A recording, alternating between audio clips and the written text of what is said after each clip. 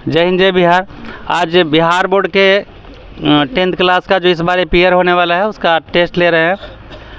मेरा एक कोशिश रहता है कम से कम बच्चे के अंदर भय उत्पन्न हो और गार्जियन भी देखे कि मेरा बच्चा कहाँ पढ़ता है, क्या पढ़ता है, कहाँ बैठता है, पिछला बेंच पर बैठता है कि अगला बेंच पर बैठता है, खाली ब्याह करने के लिए पढ़ रहा है कि सही में आप पढ़ाई खर्च कर रहे हो, उसका अर्थ निकल रहा है। ये हम थोड़ी कहेंगे। आप देख पहले तो कैसे बैठा हुआ यही आप देख लीजिए और फैल लीजिए, फैल के बैठो, अलग अलग हो, अलग होइए और साइड होइए, अलग अलग हो जाइए। बाबा जी कहाँ है जी? चलिए आपसे मेरा सबसे पहले सवाल है, आप ही से आगे आ जाइए। आपसे मेरा सवाल है, षड दोषा पुरुष देहा हातव भूमिक्षता निद्रा तंद्रा भय क्रोध आलस दीर्घ सूत्रता।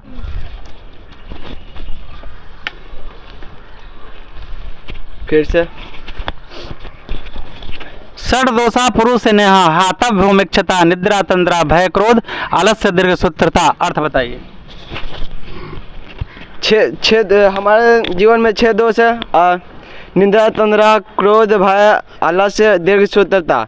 इसे प्रगति चाहने वाले लोगों को इसे त्याग कर देना चाहिए। हाँ, जो अपने जीवन में तरक्की चाहते हैं उनको इन 6 दोषों का त्याग कर देना चाहिए। निद्रा अधिक नींद आना, तंद्रा मतलब ऊँघना, भय क्रोध आलस और कल पर काम फेंकना। जब तक आप ऐसा नहीं करेंगे तब तक तरक्की जीवन में संभव नहीं है। मनुष्य अपने भाग्य का निर्माता स्वयं है। माँ बाप का काम है केवल जन्म देना, लेकिन मनुष्य अपना भाग्य स्वयं निर्माण करता है। अगर वो जिस तरह का होगा जैसा निर्माण होगा। तो जो लोग, क्या बताऊँ, कुछ लोग अपने माँ बाप पर ही दोष लगा देंगे, कभी पढ़ाने वाले पर दोष लगाएंगे, और उंगली उठाने वालों का कभी उंगली सीधा नहीं हुआ है। क्योंकि एक उंगलियां सीधा रहता है, 3 उंगलियां मुड़ा हुआ रहता है। देख लीजिए, आप आकार को भी आप पहचान सकते हैं। इसलिए आप अपने बच्चों को देखिए। आजकल तो गार्जियन कुछ भी, मतलब बच्चा का कंप्लेन अगर जाएगा तो गार्जियन अपने बच्चे के बात ही सही मानते हैं पढ़ाने वालों के। इसलिए ज़्यादा बच्चा के अंदर शास्त्र का निर्माण हो रहा है, चरित्र का निर्माण हो रहा है। इससे हम लोग अनभिज्ञ नहीं हैं। कल और आज में बहुत बड़ा फ़र्क परमानंद जी ने बताया है कि जीवन में सबसे बड़ा चीज़ चरित्र का निर्माण होना है। पढ़ाई तो बहुत लोग कर लेते हैं, लेकिन पढ़ने से उनसे कुछ नहीं होता है जब तक उनको अंतरात्मा का ज्ञान नहीं हो। अंतरात्मा, पैसा कमा लिया तो बहुत बड़ा ज्ञान नहीं हो गया। यही तो सरस्वती और लक्ष्मी में फ़र्क है। और भी देखते हैं। चलिए जी, सबसे पहले बताइए आप, शास्त्र किसे कहते हैं?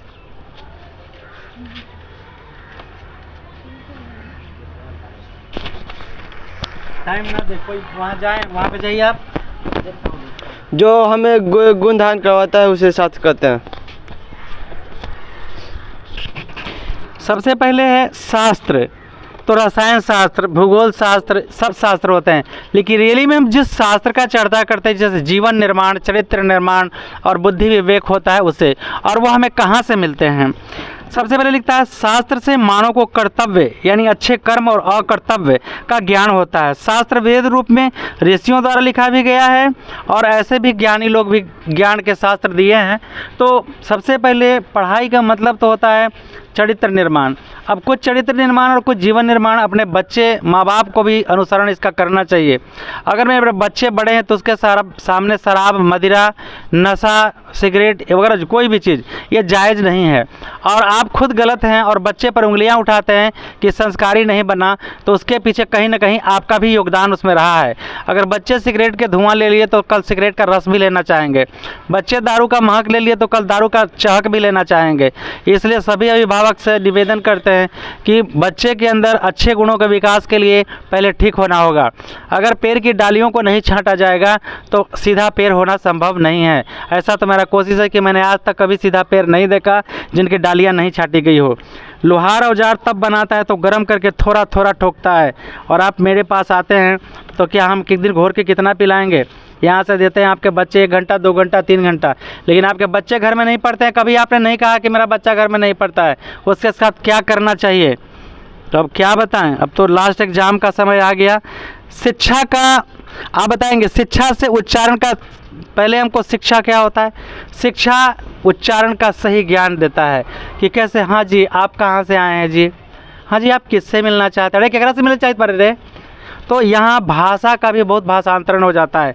एक ही गांव में एक आदमी इतना शुद्ध बोलता है और अच्छे प्रकार के बोलते हैं, लोग उसे जाहिल समझते हैं और कहते हैं कि बड़का अंग्रेजी छटे था, मतलब बढ़िया से बोल दिया। तो सबसे बड़ा संस्कार होता है। संस्कार शिक्षा का प्रभाव जागृत करता है, उसके अंदर ज्ञान आता है, ज्ञान से आत्मसमर्पण और एक अलग अनुभूतियाँ आती है।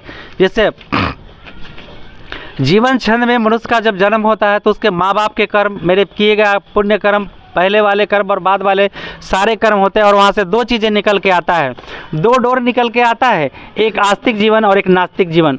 तो शायद ही ऐसा होता है कि प्रहलाद के घर में, हिरण्यकश्यप के घर में प्रहलाद जन्म ले ले। तो आप सभी को अब वो वक्त ख़त्म हो गया, सतयुग त्रेता द्वापर ये सब ख़त्म हो गया, हम कलयुग में प्रवेश कर चुके हैं।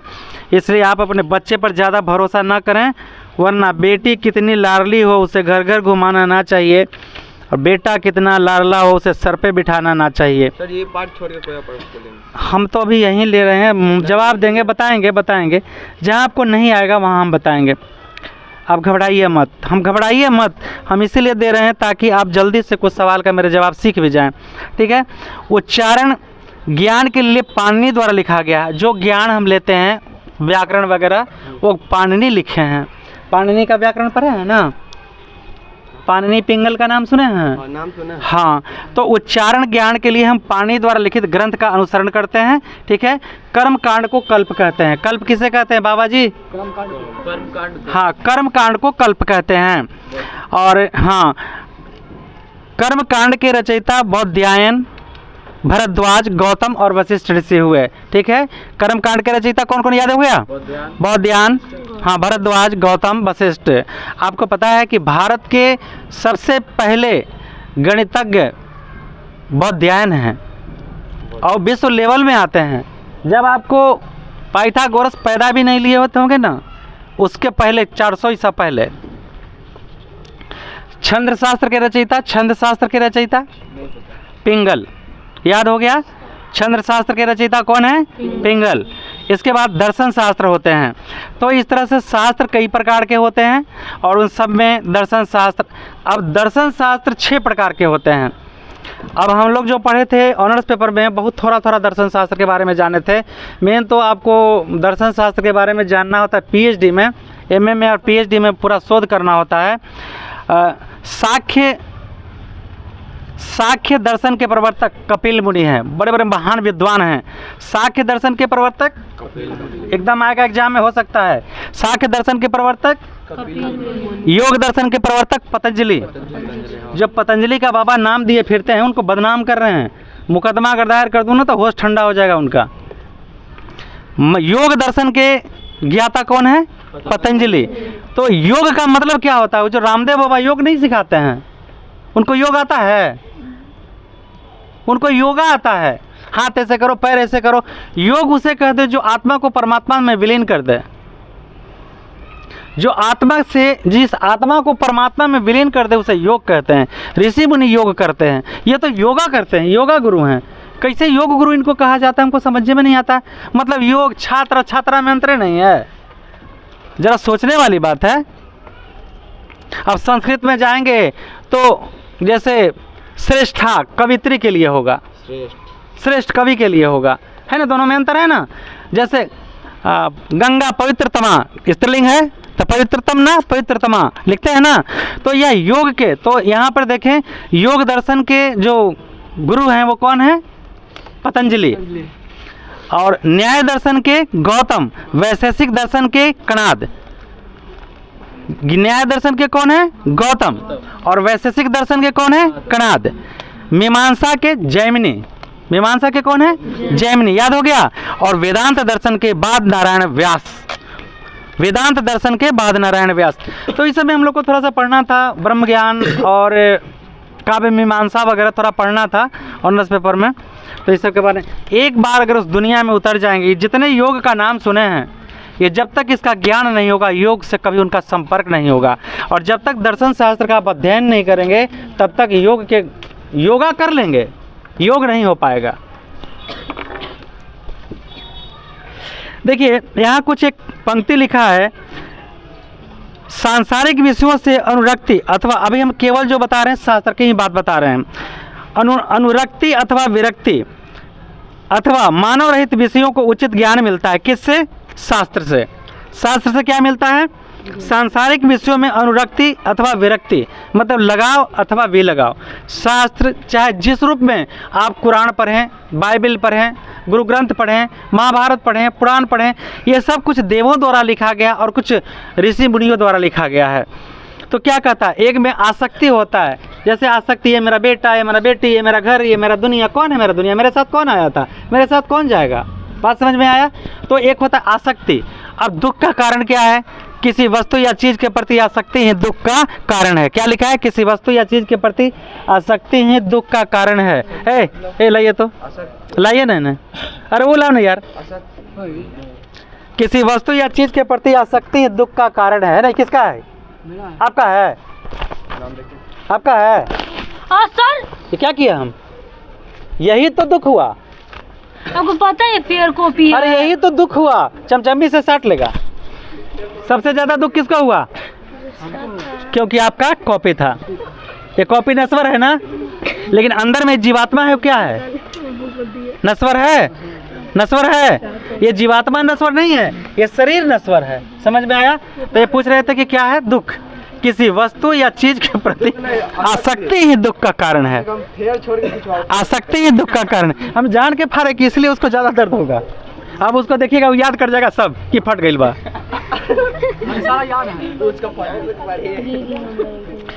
सभी छात्र सावधानी पूर्वक सुने। शिक्षा से उच्चारण का सही ज्ञान मिलता है। शिक्षा से उच्चारण का सही ज्ञान मिलता है। उच्चारण ज्ञान के लिए पाणिनि द्वारा लिखित ग्रंथ आपको दिया गया है, पढ़ सकते हैं। कर्म कांड को कल्प कहते हैं। कल्प किसे कहते हैं? तो पढ़े थे ना कि शिक्षा, जैसे क्या बोलते हैं, वेदांग कितने हैं? वेदांग कितने हैं? हाँ, तो वेदांग 6 हैं। शिक्षा, कल्प, व्याकरण, निरुक्तम, छंद और ज्योतिष। 6 हुआ। अब 6 का वर्णन सुनिए यहाँ पे। तो शिक्षा से उच्चारण का सही ज्ञान मिलता है। शिक्षा हो गया ना। उच्चारण ज्ञान के लिए पाणिनि द्वारा लिखित ग्रंथ आप पढ़िए। इसके बाद कर्म कांड को कल्प कहते हैं। दूसरे नंबर पर कल्प है। तो कल्प किसे कहते हैं? व्याख्या करने के लिए कहेगा तो कल्प को किसको कहते हैं? कर्म कांड को कल्प कहते हैं। हाँ, यह सूत्रात्मक होता है और इसके रचयिता बौद्धायन, भरद्वाज, गौतम और वशिष्ठ ऋषि हैं। क्लियर हो गया? वशिष्ठ ऋषि हैं। व्याकरण तो पाणिनि लिखित व्याख्यात है। अब जानते हैं व्याकरण के बारे में। पाणिनि का बहुत अच्छा व्याकरण होता है। निरुक्त वेद के अर्थ है। देखिए निरुक्त आ गया ना, तो निरुक्त वेद के अर्थ का बोध कराता है। निरुक्त जो है वेद के अर्थ का बोध कराता है। वेद के अर्थ का बोध कराता है। जैसे रामायण में क्या लिखा? शूद्र गवार ढोल पशु नारी ये सब तारण के अधिकारी। तो तारण हमारे विष्णु भगवान तारणहन है। विष्णु भगवान क्या है? हमारे तारणहार हैं। मोहम्मद क्या है? हमें तारणहार हैं, मोक्ष देते हैं। ठीक। अब मेरे गुरु साहब गुरु नानक क्या है? तो मोक्ष देते हैं। जो भी हुआ, ईसा मसीह हमें मोक्ष देते हैं। अब सवाल यहाँ ये उठता है कि वेद अर्थ, तो हमने कहा शूद्र गवार ढोल पशु नारी ये सब तारण के अधिकारी, मतलब उसको डंडा लेके पीटा जाता है, ढोल को, औरत को, पशु को। अरे भैया उसके पास ज्ञान नहीं है पूरा, इसलिए अपने आगे लेके उसको चलिए, अपने अनुसरण में रखिए, उसको अपने देख रेख में रखिए। ठीक है? जैसे जानवर बैल, तो बैल के आगे चलता है कि बैल के पीछे? आगे चलिए, मारेगा ढूंसी बस। कुछ जानवर ऐसा भी है कि आगे नहीं चलेगा। मालिक के आगे, घोड़ा के पीछे, तो मालिक के आगे रहता है चमचा, आ घोड़ा के पीछे रहता कौन? घोड़सवार घोड़ा के पीछे नहीं रहेगा। अरे कैसन बा घोड़वा हो, मारी ला तो सब मुँह नाक टेढ़ा। ठीक है ना? तो ध्यान रखना, मालिक के आगे घोड़ा के पीछे नहीं रहना चाहिए। जानवरों में विशेष करके नाम बता दिए हैं। हाँ, तो निरुक्त वेद का अर्थ किसी भी अर्थ का क्या करता है? बोध कराता है। कोई चीज़ लिखा हुआ का उसका अर्थ बताता है। ठीक है? और इनके रचयिता यास्क हैं। कौन है रचयिता?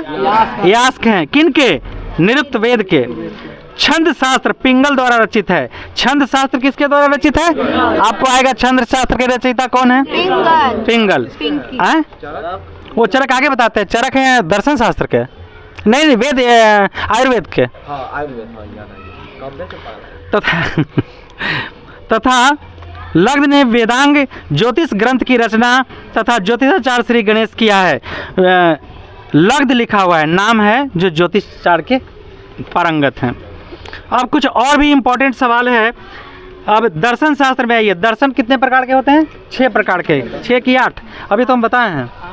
हाँ, दर्शन 6 प्रकार के होते हैं। सांख्य दर्शन के प्रवर्तक कपिल मुनि, और भी है सांख्य दर्शन के प्रवर्तक कौन है? तो दर्शन शास्त्र में बता रहा है कि सांख्य दर्शन के प्रवर्तक कपिल मुनि हैं। योग दर्शन के कौन है? पतंजलि। देखिए फिर से, योग दर्शन के पतंजलि, न्याय दर्शन के गौतम और वैशेषिक दर्शन के कणाद प्रवर्तक है।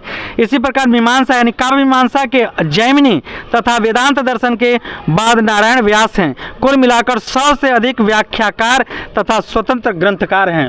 अब बताइए कि बड़का बड़का आचार्यों के सामने मेरी कितनी औकात है। तो चलिए हम लोग संडे के दिन सीखेंगे योग। योगा तो हमको नहीं आता है, मुंह नाक फोड़ने आता है, योगा नहीं आता है, तो हम योग आता है, हम योग बताएंगे। हाँ कलाई जी, बोलवे नहीं किया। आप अगर प्रयास करेंगे और शांतिपूर्ण ध्यान से सुनेंगे तो मैं आधे घंटे के अंदर वो महसूस करा दूंगा कि सृष्टि में ईश्वर है या नहीं। अगर एकदम मूर्ख होंगे तो 4 से 5 घंटा, लेकिन आपके अंदर तो अक्षर ज्ञान है ना, तो आधा घंटा से 45 मिनट काफ़ी है। आपको अनुभूति होगा, दर्शन नहीं होगा। दर्शन तो हम करते हैं, योग तो होवे नहीं करता है, आपको हो जाएगा। बड़े बड़े संत किए तो नहीं हुआ, आपको हो जाएगा। केवल उसको अनुभूति, जैसे सब्जी के स्वाद किसे लगता है? श्वास की सब्जी है, लेकिन स्वाद नहीं लगता है। लीजिए बहुआ, आयुर्वेद में चरक, आयुर्वेद में कौन है? चरक संहिता और सुश्रुत संहिता, 2 गो है। चरक संहिता और सुश्रुत संहिता आयुर्वेद में चिकित्सा शास्त्र में कह रहा है। जैसे उनके शिष्य पूछा कि क्या विज्ञान में खोज नहीं किए हैं, केवल यही सब में खोज किए भगवान का? तो कहा नहीं भाई, विज्ञान में भी खोज किया है हमारा शास्त्र। वो कैसे किया है?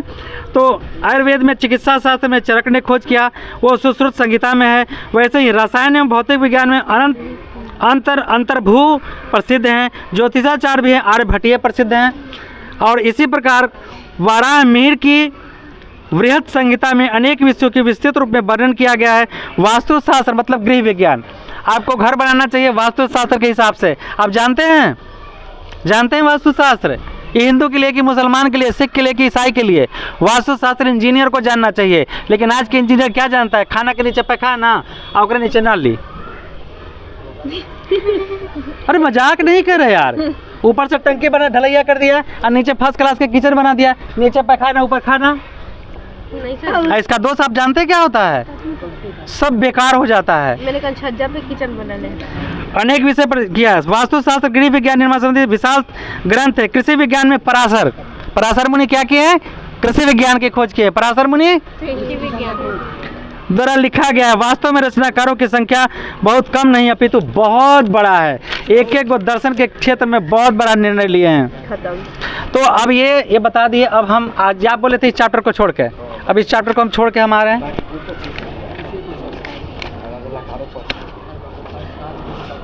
ठीक है, तो पहले लकारे पर आते हैं। चलिए जी,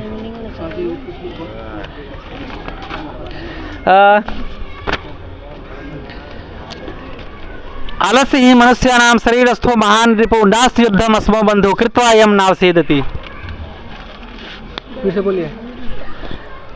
आलस्य ही मनुष्याणां शरीरस्थो महान रिपो नास्ति युद्धम अस्मो बंधु कृत्वा यम नावसेदति। प्रस्तुतपंथी आलस्यकता से लिया गया है, जिसका लेखक बिडेश्वर है, जो कहना चाहता है कि आलस्य इंसानों का एक महान शत्रु है।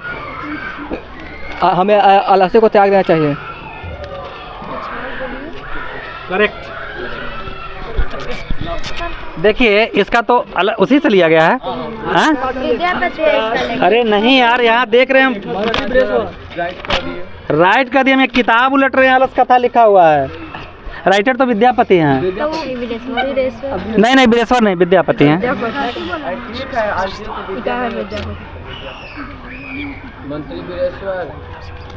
देखिए पहले जब हम लोग श्लोक पढ़ते थे, ऐसे लिखा है इसमें, आलस्य ही मनुष्यानाम शरीरस्थो महान रिपु। आलस्य मनुष्य के शरीर में रहने वाला सबसे बड़ा दुश्मन है।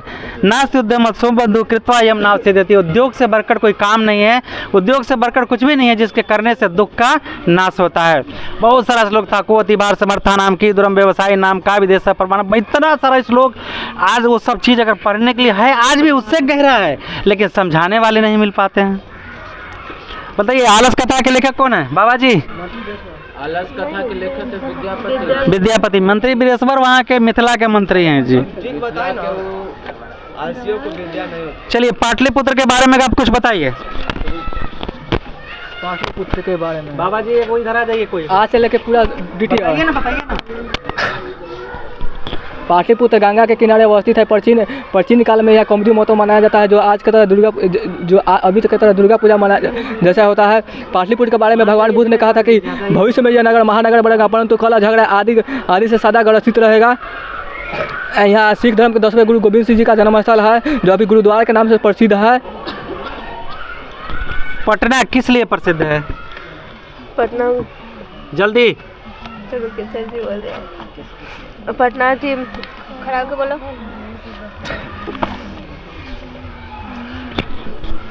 सिखों के 10वें गुरु श्री गुरु गोविंद सिंह का जन्म हुआ था, वो थी भूल गई। ठीक है, चलिए आप बताइए जी, वैदिक ग्रंथों के रूप में उपनिषद का क्या महत्व है? वैदिक ग्रंथ के रूप में उपनिषदों का काफ़ी महत्व है। यह इसमें बताया गया है कि याज्ञवल्क्य की पत्नी मैत्रेयी का वर्णन बृहदारण्यक उपनिषद में दार्शनिक के रूप में है। इसमें 40 कवित्रियों का वो मतलब संस्कृत लेखिकाओं का सम्मिलित रूप है, जिसके 150 पद देखने को मिलते हैं। देखिए लिखा है, उत्तर इनका सही है लगभग। वैदिक ग्रंथ के रूप में उपनिषद का क्या महत्व है? तो वैदिक ग्रंथ जो हम पढ़ते हैं उसमें ईश्वर के परम तत्व को जाना गया है और उसके माध्यम से हमें ईश्वर की अनुभूति होती है। ये आत्मा परमात्मा में विलीन होता है और हम सद्विचार सद्ज्ञान उत्तम ज्ञान का दर्शन करते हैं और उसके मार्ग पर चल के हम अपने जीवन को प्रशस्त कर पाते हैं। सत्यमेव जयते किस उपनिषद से लिया गया है? मुझे नहीं पता। सत्यमेव जयते किस उपनिषद से लिया गया है? ईशावास्य उपनिषद। गलत आंसर। सत्यमेव जयते मुंडकोपनिषद। हाँ, मुंडकोपनिषद। ये अगर कोई इंडियन अगर भूल जाए कि किस उपनिषद से लिया गया तो सबसे बड़ा शर्मनाक बात है। उपनिषद का मंत्र हम बता देते हैं।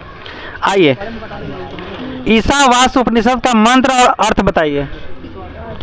ईशावास्य उपनिषद का मंत्र है हिरण्मयेन पात्रेण सत्यस्यापहितं मुखम तत्व पुष्ण पावित्रम सत्य धर्मादुष्ट है।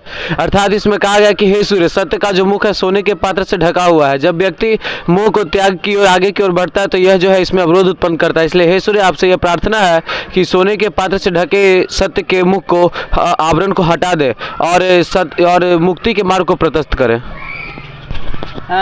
देखिए यहाँ बहुत बड़ी सवाल है। सत्य का मुख सोने के पात्र से ढका हुआ है और हम इसका एक बताते हैं, थोड़ी खोजने में बस सेकंड भर में हम खोज लेते हैं। हाँ, अभी जो सुने श्लोक का अर्थ मतलब मंत्र का अर्थ था कि सोने के पात्र से सत्य का मुख ढका हुआ है। सोना मतलब कीमती चमकीला। आज के सारे लोग का हम का उससे अलग थोड़ी है, मगर कुछ कम है, कुछ ज़्यादा। हीरा चोराए चाहे खीरा चोरी तो होता ही है। आज सत्य का मुख सही में सोने के पात्र से ढका हुआ है। कैसे? चापलूसी से। तो बारह अच्छा कोई काम निकलता, बारह अच्छा, अरे बाप रे बाप, तोरा बारे में का कहीं तो फूल के बर्रा। अब बर्रा दही बर्रा जो होता है उसमें खट्टा है कि मीठा है, कीड़ा पड़ गया कि रात में खाइएगा बड़ा बड़ा उनके कीड़ा पते नहीं चलेगा। चलेगा जी? नहीं चलेगा। तो इसे देखिए, एक मंत्र दिया है। जब धृतराष्ट्र पूछ रहे थे संजय से महाभारत के बारे में, पुलिस से पूछे, सुलभा पुरुषा राजन सततम प्रियवादिनम अप्रीतस्य तु पथस्य वक्ता श्रोता च दुर्लभवा। आज पहचानिए, 100 में 99 लोग ऐसे ही हैं। सुलभा पुरुषा राजन सत्यम प्रियवादिनम, प्रिय वचन बोलने वाले सभी जगह उपलब्ध होते हैं। प्रिय वचन बोलने वाले सभी जगह, बोलिए जी, प्रिय वचन बोलने वाले सब जगह उपलब्ध। तो कौन उपलब्ध नहीं होते हैं? अप्रियस्य तु पथस्य वक्ता श्रोता च दुर्लभवा। कटु वचन परंतु सत्य, यानी सत्य और परंतु कटु वचन बोलने वाले बहुत दुर्लभ व्यक्ति हैं।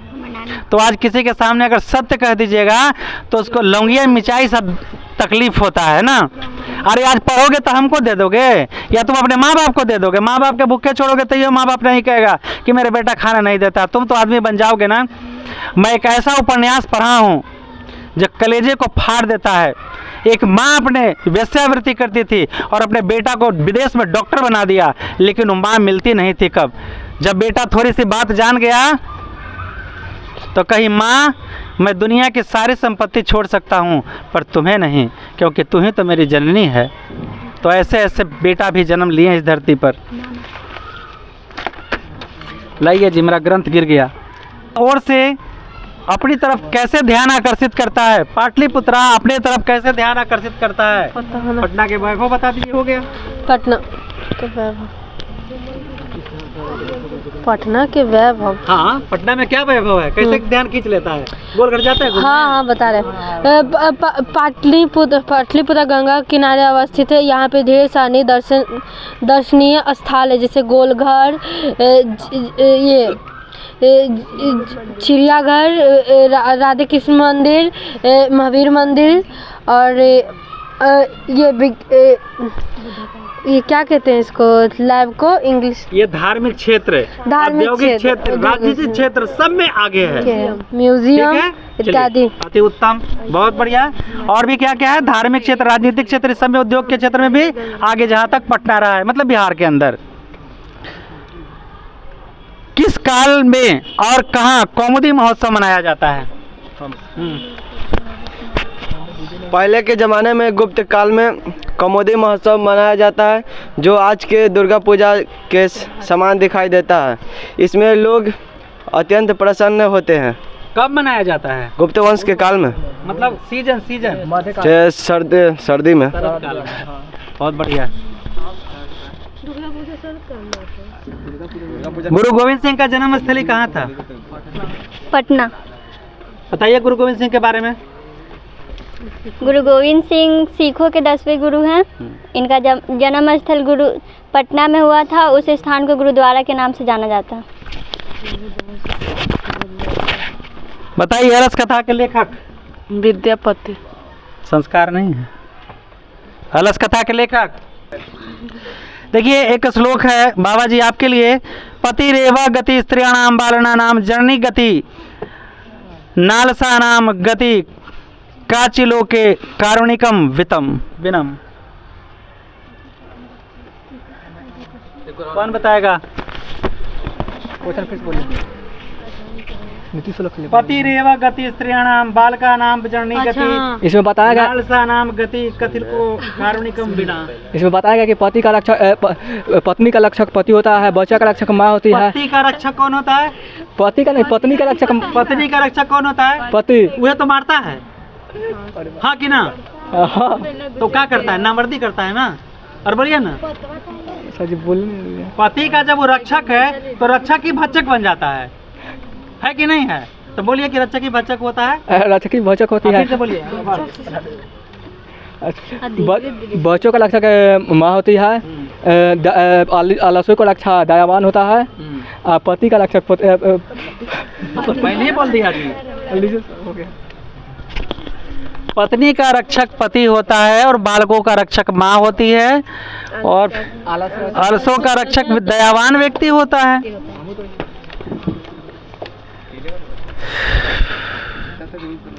चलिए जी, आग लगने पर प्रथम आलसी ने क्या कहा? ये कैसा शोरगुल है? ये कैसा कोलाहल है?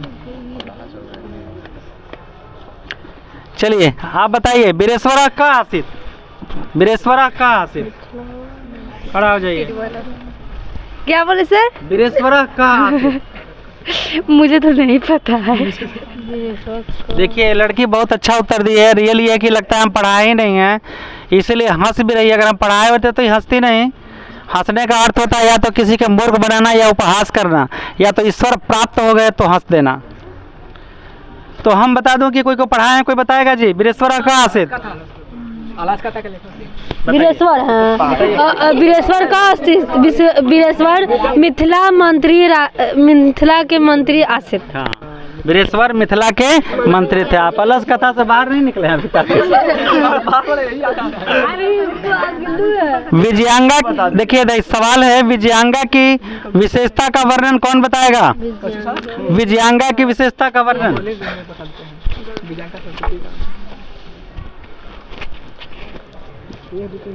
विजयंका का रंग श्याम रंग का है। बहुत सुंदर। यह कमल के पंखुड़ियों के समान है। दांडी ने इन्हें सर्व शुक्ला सरस्वती कहा है। इसे ही चंद्रादित्य की पत्नी विजय भट्टारिका माना जाता है। लोग मानते हैं लेकिन है नहीं। सच तो बताओ कि इसका उत्तर हमको आधे ही याद था, ठीक है, लेकिन हम इनको पूरा सुना दिए, तब हमको विश्वास है। देखिए आगे सरस्वती की मर्जी। अब हम तो खोज कर रहे हैं कि बच्चा आगे निकलते जाए। गंगा देवी ने किस काव्य की रचना की? मधुरा विजयम। गंगा की नदी मधुर है।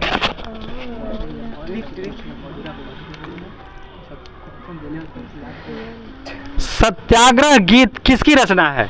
और पंडिता क्षमा राव। आप बताइए, पंडिता क्षमारा स्त्रीलिंग है कि पुल्लिंग? पंडिता क्षमा राव स्त्रीलिंग है। कैसे आप जानते हैं? क्षमा राव सिंपल बात है। ये वाक्य से पता चलता है। पंडिता। पंडिता, हाँ, पंडित होता है। पंडिता बहुत तब। संस्कृत लेखिका का काहे वर्णन है तब? लहिरी किसकी रचना है? नहीं याद है। किसकी बाबा? किसकी? किसकी? पंडिता क्षमा राव। पंडिता क्षमा राव। भारत भूमि महिमा का गुणगान कौन करता है? भारत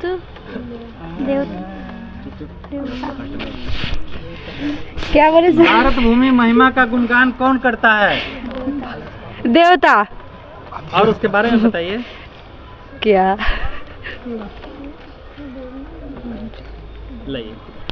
ये उत्तर बताया, थोड़ा सा दिल का धड़कन कुछ रहम आया। भारत महिमा गायंती देवा करके कुछ हम श्लोक का अर्थ है पुरुषा। हाँ, भारत महिमा किस पुराण से लिया गया है?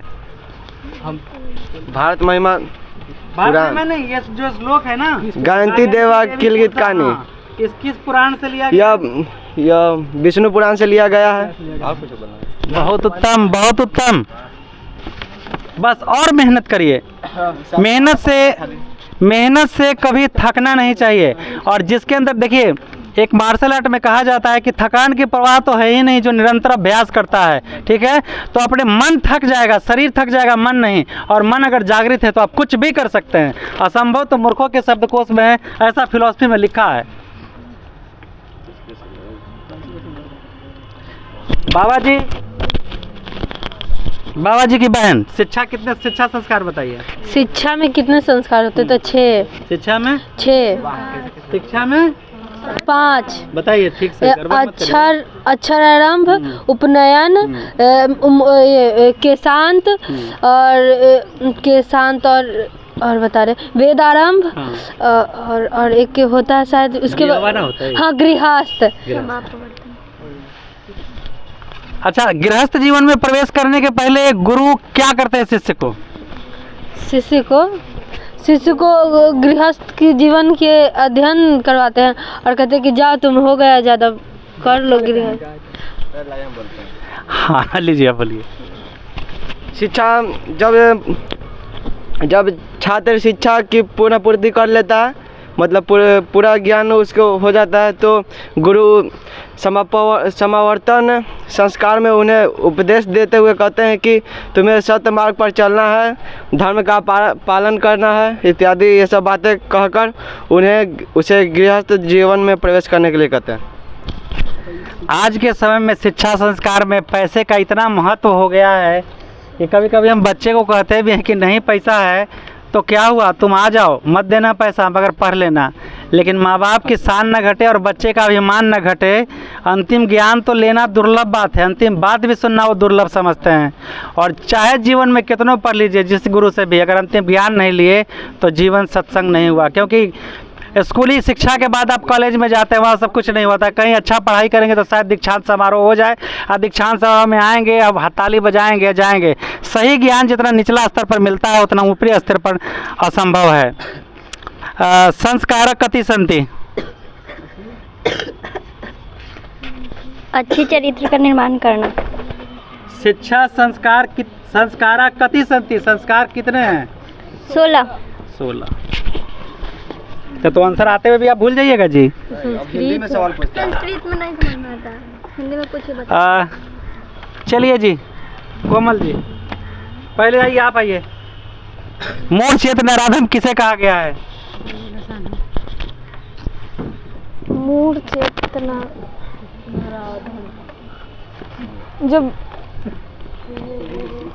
जो बिना बुलाया, बोलिए, माइक धीरे करिए। जो बिना बुलाए आता है, बिना पूछे खाता है, बिना पूछे बक बक बोलता है, इसे मूढ़ चेतना। जैसे हम बक बक बोल रहे हैं ना। हाँ राइट, कि समझ गए आप। माँ बाप नहीं भेजता है, बिल्कुल राइट बोले हैं आप। ठीक है, कौन बताएगा मूढ़ चेत नराधम? मूढ़ चेतना जो बिना बुलाए आता है, बिना पूछे बोलता है और अविश्वास पे विश्वास कर लेता है, उसे मूढ़ चेत नराधन कहा गया। मूढ़ चेत नराधम का मतलब क्या होता है? मूढ़ चेत नराधन मनुष्यों में सबसे नीचे। मूढ़ चेत नराधम जाति से कोई मतलब नहीं। मूढ़ चेत नराधम की मनुष्यों में सबसे नीच प्रवृत्ति कहा जाता है उसको। चलिए जी, नरक के कितने द्वार हैं निशा जी? चुप रहिए, आप बताइए नरक के कितने द्वार हैं? 3। खड़ा हो जाइए ना, लीजिए नाम बताइए कौन कौन। काम, क्रोध, लोभ है। नवनीत का सहारा। बेताज बादशाह है।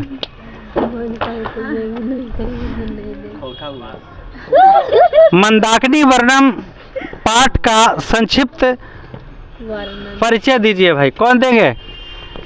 मंदाकिनी वर्णम पाठ का बाबा जी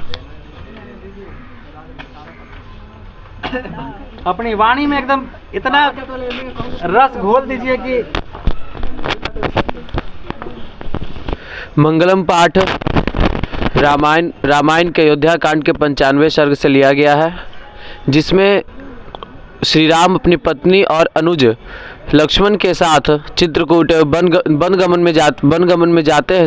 के प्रसंग में जाते हैं, जिसमें वह चित्रकूट मंदाकिनी के पास पहुंच करके मंदाकिनी के छटा को निखारते हुए अपनी पत्नी सीता को यह बताते हैं कि इस नदी के तट पर जो फूल खिले हुए हैं तथा हंस तथा सारस पक्षी जो क्रीड़ा कर रहे हैं, और ये जो शोरगुल जो पक्षियों का है जिससे वातावरण मनमोहित हो रहा है, इस नदी में जटाधारी लोग जो ऋषि हैं वो नित्य स्नान करते हैं तथा सूर्य को अर्घ देते हैं, और यहाँ के जो मृग लोग हैं इस जल को जब पान करते हैं तो जो यहाँ पे दिखता है वो जो गंदा पानी होता है वो भी मनमोहक लगता है। इस बात से पता चल रहा है कि श्री राम जी को वहाँ का छटा बहुत रमणीय लग रहा है, और तथा अपनी पत्नी को भिन्न भिन्न नामों से जैसे हे सीते, हे विशालाक्षी इत्यादि नामों से संबोधित कर, मृगनयनी इत्यादि नामों से संबोधित करते हुए वह बताना चाह रहे हैं कि जो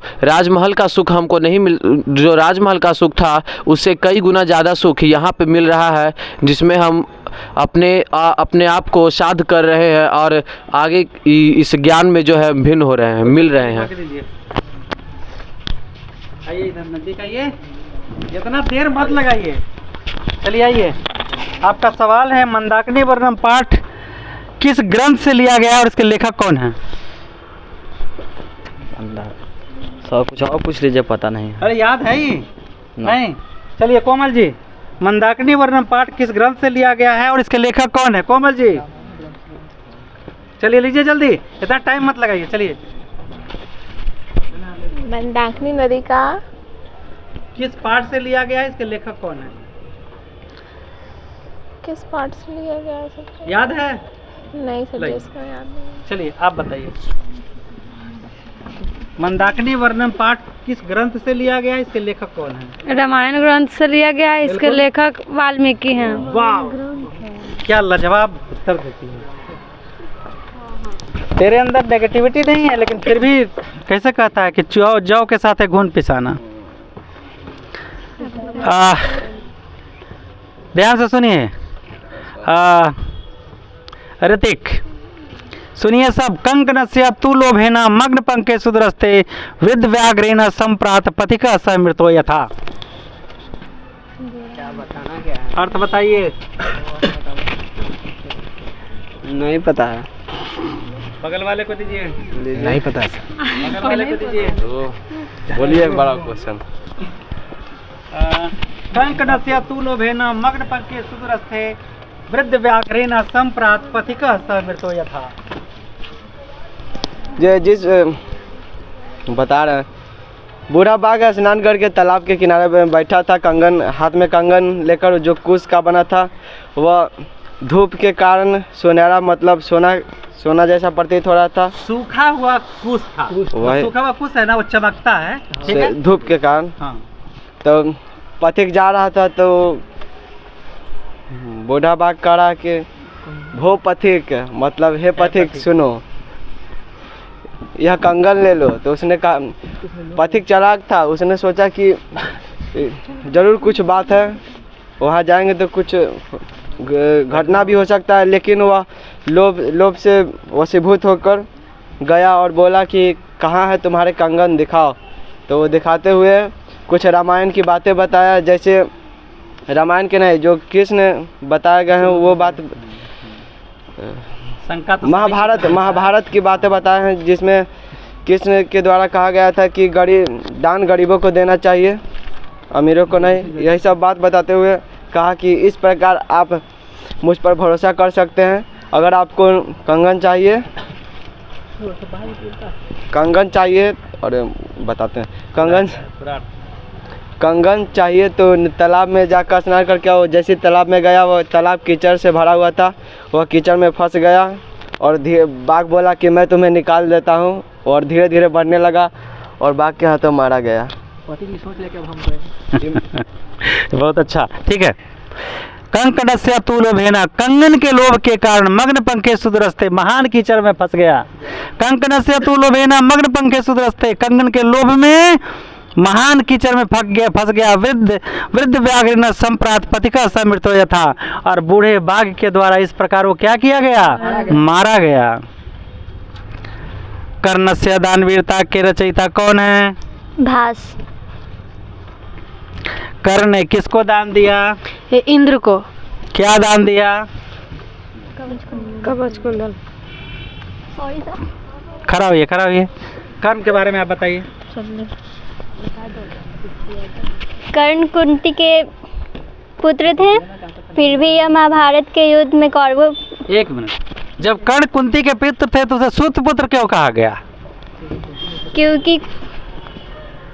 क्योंकि कुंती का जब विवाह नहीं हुआ था, उसके पूर्व ही कर्ण का ये जन्म हो गया था। क्योंकि कुंती एक बार छठ पर्व की थी, जिससे वो देखना चाहती थी कि ईश्वर है कि नहीं, और उसे नहीं की थी, उसे आराधना की थी, जिसके पश्चात उसे पुत्र हासिल हुआ था। फिर ठीक है, बहुत अच्छा, बहुत अच्छा। एक बार जैसे सूर्य का उनको वरदान मिला हुआ था, जो चाहो, तो सूर्य का एक बार आवाहन किए, बस सूर्य प्रकट हो गए, तो बोले वर मांगो। तो क्या मांगो? मैं सिर्फ जांच रहा हूँ कि आप आते हैं या नहीं। तो फिर इस तरह से कहते कि मैं ऐसे नहीं लौटूंगा, और बिना सोचे समझे कह दिए पुत्रवती भव। इस तरह से कर्ण का जन्म विवाह के पहले ही हो जाता है, और उसे नदी में प्रवाहित कर देती है, दूसरे लोग उसे बड़ा करते हैं। इस तरह से उसका नहीं, हाँ, राजा के वो राजा ही था। और कर्ण क्या बोलते, उसे सूत पुत्र कहा जाता था, वो सूत के यहाँ जन्म लिया था, ऐसा ही कुछ याददासी किया। सूर्य का पुत्र को सूर्य पुत्र। कर्ण ने किसे और क्या दान में दिया? क्लियर हो गया ना? दान मांगने। अब बताइए, जो दान मांगा था क्या उचित किया था? बताइए, एक्सप्लेन करिए, कौन करेगा? जो इंद्र ने दान मांगा, क्या अच्छा किया? बताइए। देखा जाए तो अच्छा किया, क्योंकि यदि उसका कवच और कुंडल नहीं उससे अलग नहीं किया जाता तो उसका मरना असंभव था। इसलिए इंद्र ने अपने पुत्र अर्जुन की सहायता के लिए ब्राह्मण का रूप लेकर कौन नाम कर्ण के पास गया। दीर्घायु का विपरीत, दीर्घायु का कम आयु, अल्प आयु। बाबा जी, विश्व से अशांति कैसे नष्ट होगी?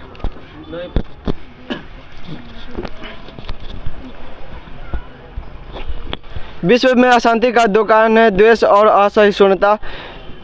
यदि विश्व में शांति स्थापित करना है तो दूसरे देश के संकट में मदद करनी चाहिए, मैत्री भाव आदि रखनी चाहिए, जिससे शांति स्थापित हो सकती है। विश्व ठीक है, विश्व में शांति स्थापित करने के लिए सब एक दूसरे से प्यार रखें, सद्भावना रखें, भाईचारा रखें। अब भाईचारा वो नहीं रखें कि हम आपके यहाँ बड़ा आदमी है तो खाने गए, आम बुलाया आपके यहाँ तो हमारे यहाँ भात खाने आइएगा, तो भाईचारा नहीं हुआ। भाईचारा का मतलब होता है दिल से दिल का मिल जाने को भाईचारा कहते हैं। जिस दिन इस तरह से प्रेम पैदा ले लिया, पूरा विश्व एक हो जाएगा और शांति स्थापित हो जाएगी। अगला है विश्व अयम निजम परोवेति गणना लघु चेतसा मुदार चरिता नाम तो वसुधैव कुटुंबकम। नहीं हमको पता है इसका। कौन बताएगी इसमें से? कौन बताएगी इसमें से? कोई नहीं। अयम निजम परोवेति गणना लघु चेतसा मुदार चरिता नाम तो वसुधैव कुटुंबकम। कौन बताएगा? अरे मेरा मास्टर है यहाँ तो फिर हम छोटे चित्त अर्थात निम्न कोटि के लोग सभी वस्तु या किसी अन्य प्रकार के वस्तुओं को कहते हैं कि यह मेरा है, लेकिन जो उदार चित्त वाले होते हैं वह कहते हैं कि ये सभी का है, मतलब ये संसार वसुधैव कुटुंब का यही कला है। बहुत सुंदर। थोड़ा सा गड़बड़ाए हैं। अयम निजम परोवेति या अयम निजम परोवेति, यह मेरा और वह तुम्हारा, ऐसी बात। अयम निजम परोवेति गणना लघु चेतसा, छोटे सोच वाले यह अपना और वह पराया की बात करते हैं, लेकिन पूरा संसार जो बड़े हृदय का होते हैं पूरे संसार को अपना समाज समझते हैं, अपना परिवार समझते हैं। क्या बोले? शास्त्र में क्या सिखाती है? कौन बताएगा? बाबा जी लीजिए। संस्कार हमें कर्तव्य अकर्तव्य का बोध कराता है। अच्छा और बता दीजिए। भूव प्रभव सूत्र के बारे में। भू और तरा धातु के युग में पंचमा विभक्ति लगती है। भू और धातु के युग में? भू और तरा धातु के युग में पंचमी विभक्ति लगती है। जैसे गंगा हमारे से निकलती है। भूव प्रभवश्च भूव प्रभवश्च मतलब जहाँ से कोई चीज़ उत्पन्न होता है, जहाँ से कोई चीज़ उत्पन्न होता है, हाँ उत्पन्न होता है, लौट के फिर वहाँ नहीं जा सकता है, और वही उसका उद्गम स्थान है, तो उसमें पंचमी विभक्ति लगती है। हाँ इस नहीं, वो तो आपादान पंचमी हो जाएगा। ऐसे पेड़ से पत्ते गिरते हैं, पेड़ खड़ा है पत्ती गिर गया तो आपादान स्थिर हो गया पेड़, लेकिन ये अलग होता है। अच्छा उपलक्षण तृतीया? वही इतम्भूत लक्षण है, दोनों एक ही है, नाम अलग अलग आता है।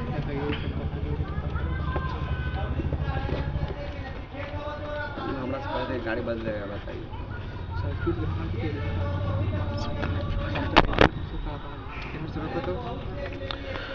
चलिए बताइए। बालक शब्द रूप सप्तमी बहुवचन। सप्तमी बहुवचन बालकेषु। हाँ, सही है। पक्का? चलिए इसके बाद बताइए। लता शब्द रूप पंचमी एक वचन। लता शब्द पंचमी एक वचन।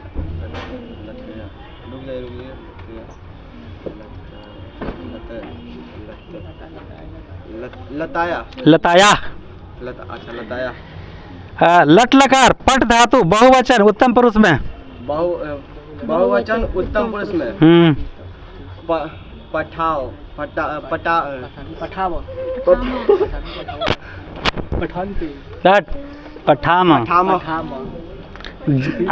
आप बताइए। जन जोड़ तल। जनता। जनता। दा में क्या जोड़े की दानम हो जाए? कौन सा प्रत्यय? दा में कौन सा प्रत्यय जोड़े की दानम हो जाए? दानम। हाँ। बता रहे हैं ईमा जोड़ेंगे तो लिखल है ल्यूट प्रत्यय जोड़ेंगे। ठीक है, बहुत मिला जुला के अच्छा रहा। चलिए जी आप बताइए पहला सवाल। वृक्ष से पत्ते गिरते हैं। वृक्ष से पत्ते गिरते हैं? ओ वृक्ष को क्या कहते हैं? वृक्षात पत्राणि। वृक्ष से वृक्षात पत्राणि पतन्ति। वृक्षों से पत्ते गिरते हैं। वृक्षों से वृक्षा रुक जाइए। लता वृक्षों बोले। वृक्ष से पत्ते गिरते हैं। वृक्षात पत्राणि पतन्ति पंचमी लगा। अच्छा इसमें बहुवचन में चाहिए। विक्षेभ्य हाँ विक्षेभ्य पत्राणि पतन्ति। गुड। कवियों में कालिदास श्रेष्ठ है। कविषु कालिदास श्रेष्ठ अस्ति। राजा दशरथ के 4 पुत्र थे। राजा दशरथस्य चत्वार पुत्र सन्ति। ठीक है। पटना गंगा नदी के किनारे अवस्थित है। पाटलिपुत्रम गंगा नदी तटे अवस्थित। अवस्थितमस्ति। वो अवस्थित चल सकता है। कालिदास संस्कृत साहित्य के महान विद्वान थे। कालिदास संस्कृत साहित्य साहित्यस्य महानम विद्वानम आसीत्। वह बाघ से डरता है। सव्याघात विभेति। कौन सा सूत्र? बताइए पूरा।